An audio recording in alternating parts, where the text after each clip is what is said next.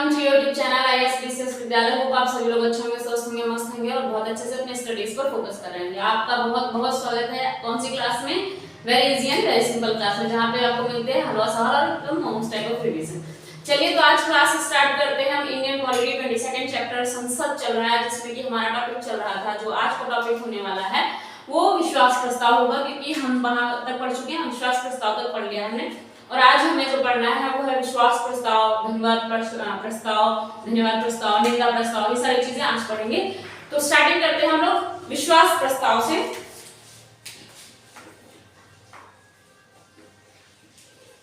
विश्वास प्रस्ताव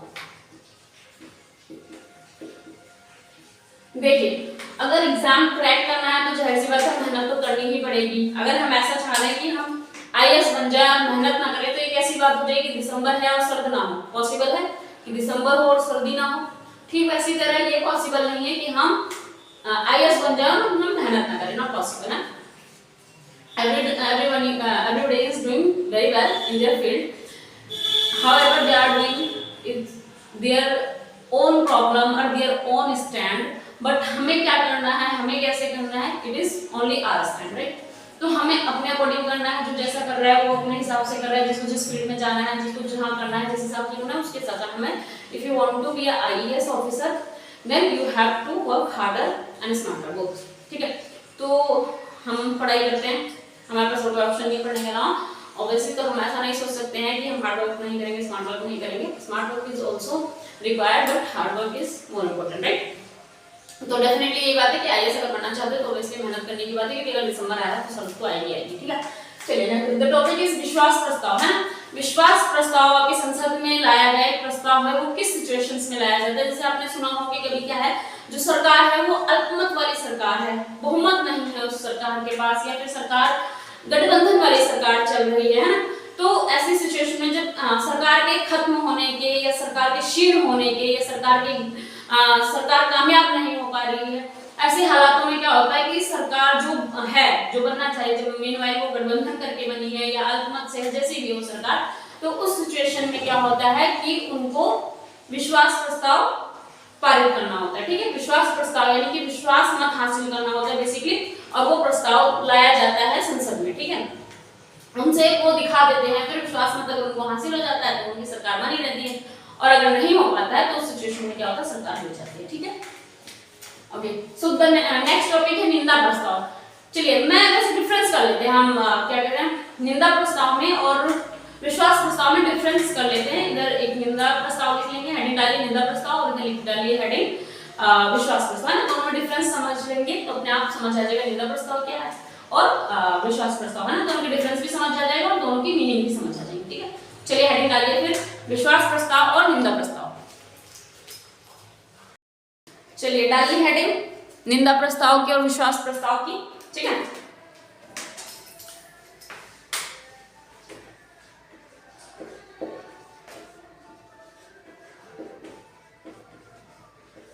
ठीक है।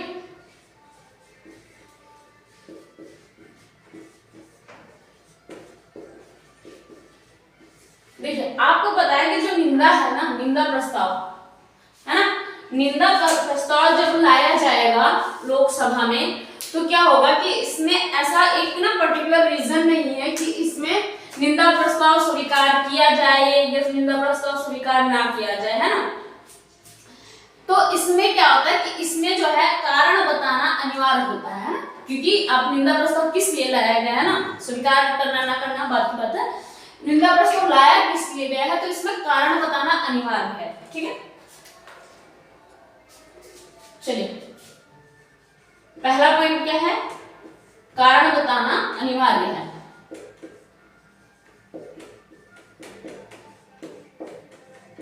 पॉइंट फर्स्ट क्या है, निंदा प्रस्ताव है, निंदा प्रस्ताव को लाने का कारण स्वीकारने का कारण बताना अनिवार्य है। ठीक है, जैसे ऐसे लिख लो, आप अच्छे से लिख लो, कभी भूल ना जाओ। लोकसभा में, ठीक है, निंदा प्रस्ताव को स्वीकारने का कारण बताना अनिवार्य है। ठीक है, ऐसे लिख लेना। मैंने चाहती कोई कंफ्यूजन करो, यहाँ समझ आ जाओ, लिखा ना हो ढंग से प्रॉपर तो समझ ना पाओ। देखिए इसमें मैं इसमें लिखती हूँ, इससे समझ लीजिए, इसका बिल्कुल ऑपोजिट है, इसमें पूरी स्टेटमेंट ही लिख देती हूँ। विश्वास प्रस्ताव को लोकसभा में स्वीकारने का कारण बताना अनिवार्य नहीं है, अनिवार्य नहीं है, ठीक है। इसमें नहीं है और इसमें है, बस इतनी सी बात है। इसका टोटल ऑपोजिट है ये कि विश्वास प्रस्ताव को लोकसभा में स्वीकारने का कारण बताना अनिवार्य नहीं है, जबकि इसमें क्या होता है, लोकसभा में निंदा प्रस्ताव के स्वीकारने का कारण बताना अनिवार्य है, ठीक है।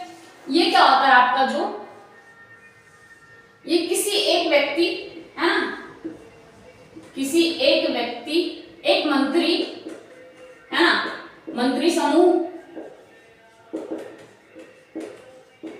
या फिर मंत्री परिषद, तीनों के खिलाफ लाया जा सकता है निंदा प्रस्ताव। पर चाहे कि मीनवाइल एक मंत्री की बात हो रही है या फिर मंत्री के समूह की बात हो रही है, पूरे मंत्री परिषद की बात हो रही है, ये किसी के भी खिलाफ, तीनों में से किसी के भी खिलाफ प्रस्ताव, निंदा प्रस्ताव लाया जा सकता है, ठीक है, लोकसभा में। अच्छा, मंत्री समूह और मंत्री परिषद, ठीक है।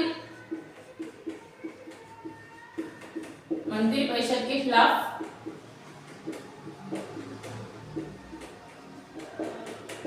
लाया जा सकता है, राइट।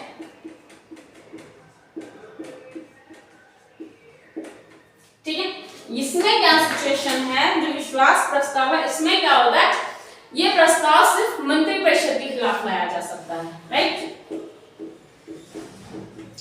मंत्री परिषद के लिए, मंत्री परिषद के लिए लाया जा सकता है।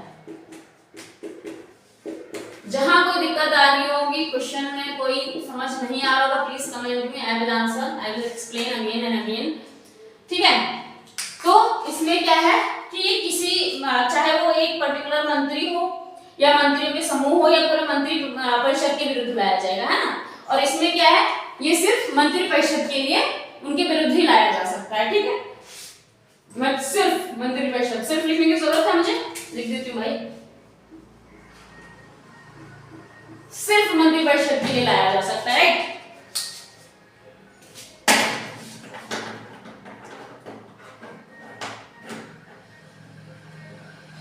ठीक है, जो ये प्रस्ताव होता है आपका निंदा प्रस्ताव, ये क्या होता है, ये कुछ मंत्रियों के नीतियों के खिलाफ लाया जाता है बेसिकली, है ना। ये कुछ मंत्रियों के नीति के खिलाफ लाया जाता है,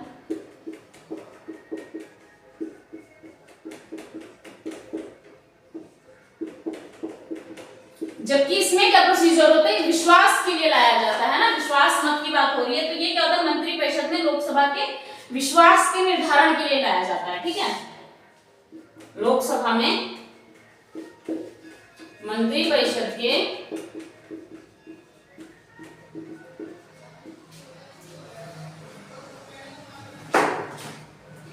लोकसभा में मंत्री परिषद के विश्वास के निर्धारण के लिए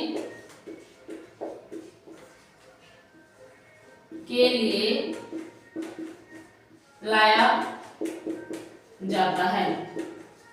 देखिए सीधी सी बात है, निंदा जब की जा रही है तो वो एक मंत्री की भी हो सकती है और एक मंत्री के समूह की भी हो सकती है और तो और पूरे मंत्री परिषद के लिए भी हो सकती है, सिंपल सी बात है। दूसरा जो विश्वास प्रस्ताव है ये पूरी की पूरी मंत्री परिषद के लिए होती है, सिर्फ और सिर्फ, है ना, पूरी मंत्री परिषद के लिए, ऐसा नहीं कि एक पर्टिकुलर मंत्री के लिए होगा या ग्रुप ऑफ मंत्रीज होगा, ऐसा नहीं है। और इसमें क्या होता है कि जैसे लोकसभा है ना, मान लो ये जो प्रस्ताव आया, निंदा का प्रस्ताव आया, तो लोकसभा ने उसे स्वीकार कर लिया, तो उसको ना कोई एक कारण को एक्सप्लेन करने की जरूरत नहीं है कि भाई मैंने क्यों उसको स्वीकार कर लिया, इसका कोई कारण बताने की जरूरत नहीं है। जबकि जो विश्वास प्रस्ताव होता है उसमें लोकसभा जो उसको स्वीकार करती है प्रस्ताव को, विश्वास प्रस्ताव को, उसको स्वीकार करने का कारण बताना होता है, ठीक है। तीसरा क्या है इसमें एक पॉइंट कि हाँ, जो निंदा होती है, निंदा क्या होती है, निंदा मतलब क्रिटिसाइज करते हैं, जनरली क्रिटिसाइज ही शब्द है हमारे नजरों में, है ना, कि किसी के व्यवहार की, किसी के कृत्य की हम क्या करें, हमें वो अच्छी ना लगे, उसकी बुराई करें, उसकी मतलब वो गलत है, उसमें कुछ कमियां हैं, ये बताएं, ये चाहें, ये करें, है ना। तो ये सारी चीजें क्या है, ये निंदा हो गई है ना। निंदा हम लोगों की भी होती है, कुछ गलत काम करने पर निंदा होती है, कई बार कुछ अच्छे काम करने पर भी निंदा हो जाती है ना। तो ये तो खैर यूनिवर्सल नेचर सा बन गया लोगों का कि अच्छे कामों पे भी आपके निंदा कर दी जाए। बट मीनवाइल क्या है कि जो निंदा हुई बेसिकली वो कुछ खामियां, कुछ कमियां को देखकर किया जाता है, ठीक है। तो ये कुछ मंत्रियों की नीतियों के खिलाफ होता है जनरली। जैसे किसी मंत्री ने कुछ नीति बना दी, कुछ योजनाएं बनाई जो कि ठीक नहीं है जनरली, है ना, वो इन जनरल वो चीज ठीक नहीं है, सामान्यतः वो ठीक नहीं है, तो उसके खिलाफ निंदा प्रस्ताव आया, ठीक है।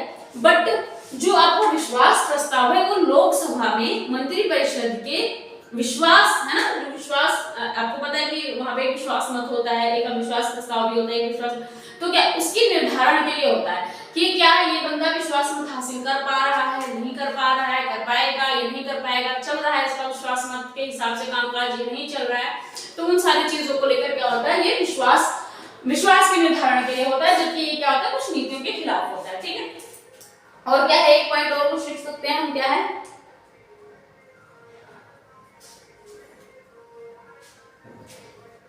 अच्छा एक लास्ट पॉइंट इसका और लिख सकते हैं हम। इसमें क्या होता है कि अगर मान लो इसमें लोकसभा ने इस प्रस्ताव को पारित कर दिया है ना, अगर इस प्रस्ताव को लोकसभा में पारित हो गया तो मंत्रिपरिषद को त्यागपत्र देना आवश्यक नहीं होता है ना, क्योंकि ये निंदा की बात है, इसमें कुछ खास बात नहीं हुई है ना। अगर मंत्री लोकसभा में, ऐसे लिख देते हैं, लोकसभा में प्रस्ताव पारित होने पर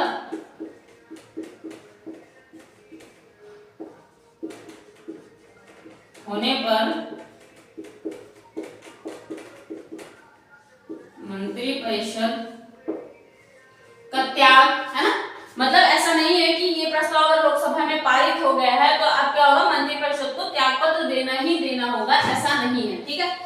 मंत्रिपरिषद को त्यागपत्र देना आवश्यक नहीं, देना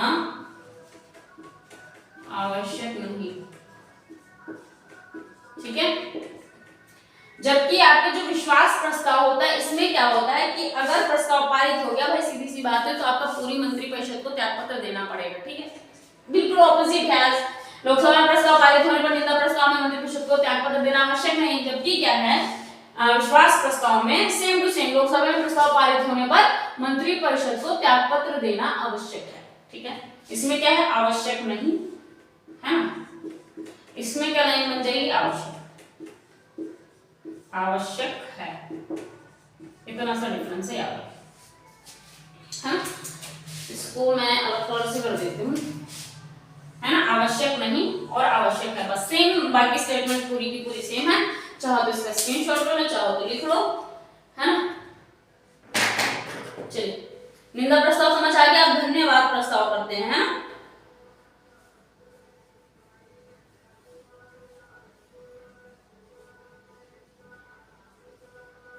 आप करते हैं क्या, धन्यवाद प्रस्ताव, ठीक है। धन्यवाद प्रस्ताव, let me check first, is it visible or not? Nowadays this is my duty, yes, it's visible.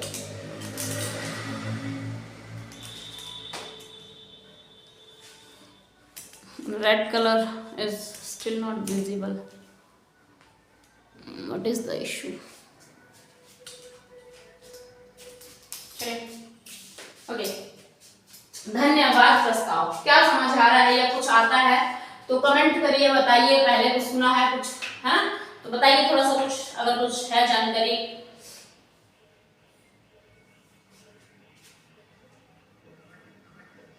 आपको पता है ना कि प्रत्येक आम चुनाव के पहले सत्र एवं वित्तीय वर्ष के दूसरे, है ना, क्या होता है कि जो आपके राष्ट्रपति हैं वो क्या करते हैं, सदन को संबोधित करते हैं ना, चाहे पहले आम चुनाव का पहला सत्र हो या फिर वित्तीय वर्ष के पहले सत्र में, है ना, ऑब्वियस है, जैसे प्रत्येक कोई आम चुनाव हो गया है तो जो उसका पहला सत्र होगा, है ना, या फिर कोई वित्तीय वर्ष है उसका जो सत्र होगा, तो उस समय क्या करता है, राष्ट्रपति सदन को संबोधित करता है, ऑब्वियस है ना। तो मैं लिखवाऊं उसको, चुनाव के पहले सत्र एवं वित्तीय वर्ष के पहले सत्र में राष्ट्रपति सदन को संबोधित करता है। सिंपल सी बात बता दी, लेकिन फिर भी लिख देता हूं, कोई दिक्कत नहीं होनी चाहिए। आम चुनाव के पहले सत्र, ठीक है, लिखिए आम चुनाव के पहले सत्र एवं वित्त वर्ष के, है ना, लिखवाई क्यों ना भाई, तो कोई दिक्कत नहीं होनी चाहिए किसी भी वजह से ना। वित्तीय वर्ष के पहले सत्र में राष्ट्रपति सदन को संबोधित करते हैं, है ना, ठीक है। एक बात तो क्लियर हुई आपको कि धन्यवाद प्रस्ताव में क्या होता है एग्जैक्टली। पहला पॉइंट आपको समझ में आ गया। अगर आपको बड़ा सा भी कुछ लिखना पड़ेगा तो कम से कम एक स्टेटमेंट आपके पास है जिसको आप अच्छे से एक्सप्लेन करके अच्छे से लिख पाओगे, राइट।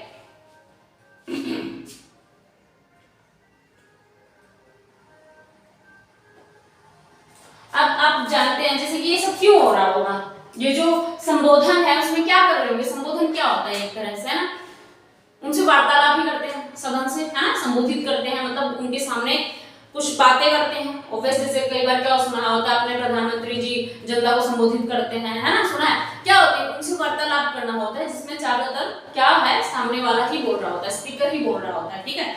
स्पीकर जी बोलते हैं, जो यहाँ पे राष्ट्रपति स्पीकर इन द सेंस बोलने वाले की बात हो रही थी, प्रवक्ता की बात हो रही थी, वक्ता की बात हो रही थी, वक्ता की, ठीक है, श्रोता की बात नहीं, मतलब श्रोता के क्वेश्चंस हो सकते हैं, बट जनरली इसमें क्या कौन प्रायोरिटी पे रहता है, वक्ता जो बोल रहा है, ठीक है।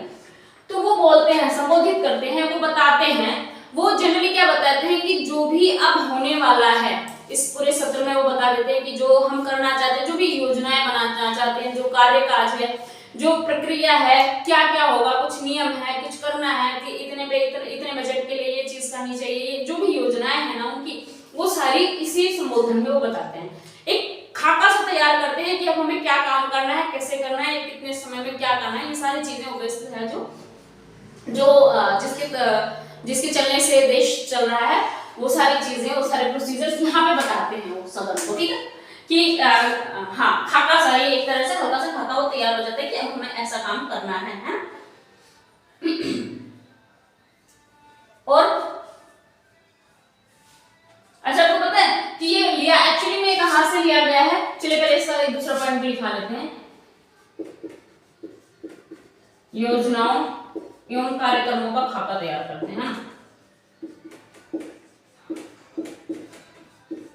कर्मों, हाँ क्या, सॉरी, योजनाओं, कार्यक्रमों, नीतियों, है ना, का खाका खींचते हैं। चलिए खाका खींचते हैं, इसको एक्सप्लेन करने के लिए आपको एक एक्स्ट्रा पॉइंट मिल गया ना, मतलब लिख दिया ऐसे। तो इसको अगर इन केस आपको बड़ा क्वेश्चन लिखना पड़ जाता है, अब हम हर चीज को ऐसे प्रिपेयर करके चलेंगे कि इन केस आप कोई इससे रिलेटेड क्वेश्चन आ जाता है, मेंस में कोई क्वेश्चन आ जाता है जिसमें ये टॉपिक आप लिख सकते हो आंसर में, तो हमारे पास ये ऐसी कुछ स्टेटमेंट होनी चाहिए जिसको आप पढ़ा चढ़ाकर अच्छे से लिख पाओगे, है ना। अच्छा, आप ये बताइए, ये जो संबोधन है ये कहां से लिया गया, ब्रिटेन के राजा है ना, उनके भाषण से लिया गया, ठीक है। संबोधन को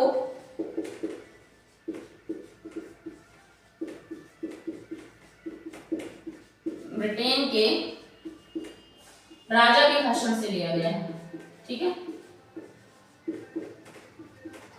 इससे एक स्टेटमेंट बन सकती है मेरे हिसाब से, भाषण से लिया गया है।